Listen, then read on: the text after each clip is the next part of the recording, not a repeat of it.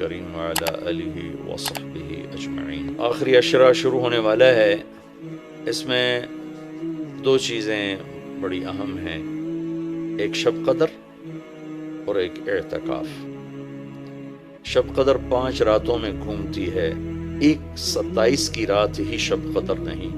ہمارے پورے ملک میں 27 کی رات اس طرح منائی جاتی ہے جیسے یہی شب قدر ہے، حالانکہ اس کو اللہ نے گھما دیا ہے۔ کبھی یہ 21 میں ہوتی ہے، کبھی 23 میں ہوتی ہے، کبھی 25 میں ہوتی ہے، کبھی 27 میں ہوتی ہے، کبھی یہ 29 میں ہوتی ہے۔ اس کو اللہ تعالیٰ نے ایسے متعین نہیں کیا ہے۔ اللہ کے محبوب صلی اللہ تعالیٰ علیہ وسلم تشریف لا رہے تھے شب قدر بتانے کے لیے، تعین کے ساتھ، متعین ہونے کے ساتھ۔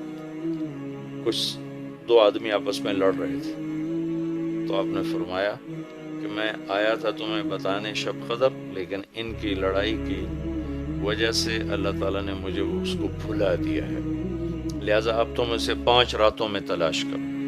اور یہ اللہ کا بہت بڑا کرم ہوا کہ اللہ نے اسے اس میں گم کر دیا۔ اگر اللہ تعالیٰ اس کو متعین کر کے بتا دیتے، اور آگے آنے والے زمانوں میں تو پتہ ہے کہ شب قدر میں بھی لوگ شراب بھی پئیں گے، زنا بھی کریں گے، تو پھر ایسی اللہ کی پکڑ آتی کہ شاید ہم بندر اور خنزیر بنا دیے جاتے۔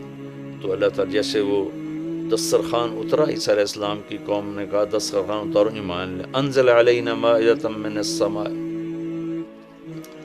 تو عیسیٰ علیہ السلام نے کہا یا اللہ دسترخوان اتار، تو اللہ تعالیٰ نے فرمایا اتار تو دوں گا، لیکن پھر کوئی ایمان نہ لایا تو وہ عذاب دوں گا کہ سب دیکھیں گے۔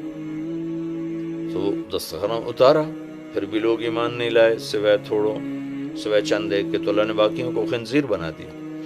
تو شب قدر متعین ہوتی اور لوگ شرابیں پی رہے ہوتے، جوا کھیل رہے ہوتے، ناچ گانا کر رہے ہوتے، تو پتھر برسنا یا بندر خنزیر بننا ممکن ہے، ایسا ہوتا ممکن ہے۔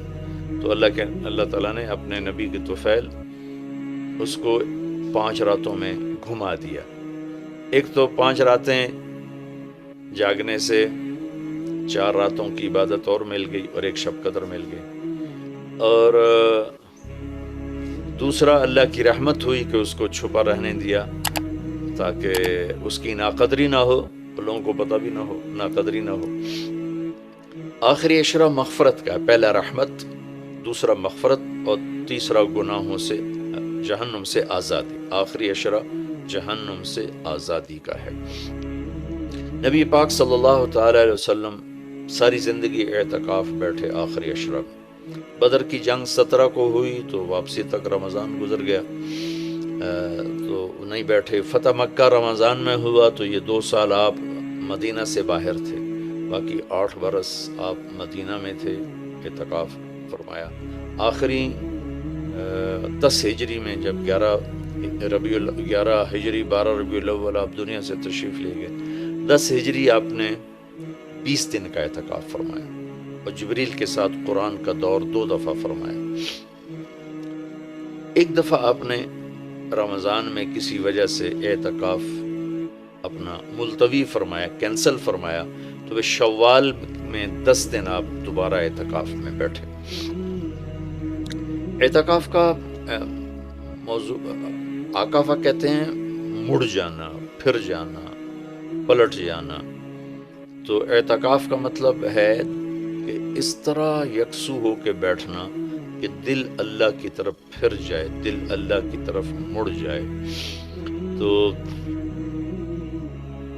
اس لیے 10 دن مسجد کے اندر رہنا، اور صرف اللہ سے راز و نیاز اور اللہ کے تعلق بنانے کی کوشش کرنا۔ اللہ کا فضل ہے، ہمارے ملک میں کیا پوری دنیا میں بہت شوق سے اعتکاف میں لوگ بیٹھتے ہیں۔ جب رمضان گرمیوں میں نہیں تھا تو جانا ہوتا تھا حرمین میں، تو ماشاءاللہ جگہ نہیں ملتی تھی بیٹھنے کی، اتنے اعتکاف کرنے والے لوگ ہوتے تھے۔ جب کوئی چیز رسم بن جاتی ہے تو اس کی روح نکل جاتی۔ اعتکاف کا مطلب ہے خلوت میں اللہ سے تعلق بڑھانا۔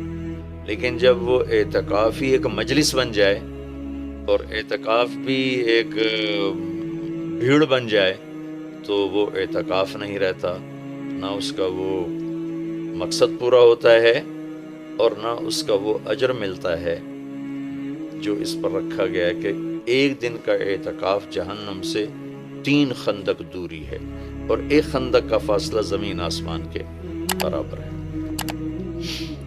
تو اعتکاف کا صحیح فائدہ تب ہے جب آپ بیٹھنے سے پہلے علماء سے پوچھ لیں کہ کیسے بیٹھنا ہے، کیا طریقہ ہے۔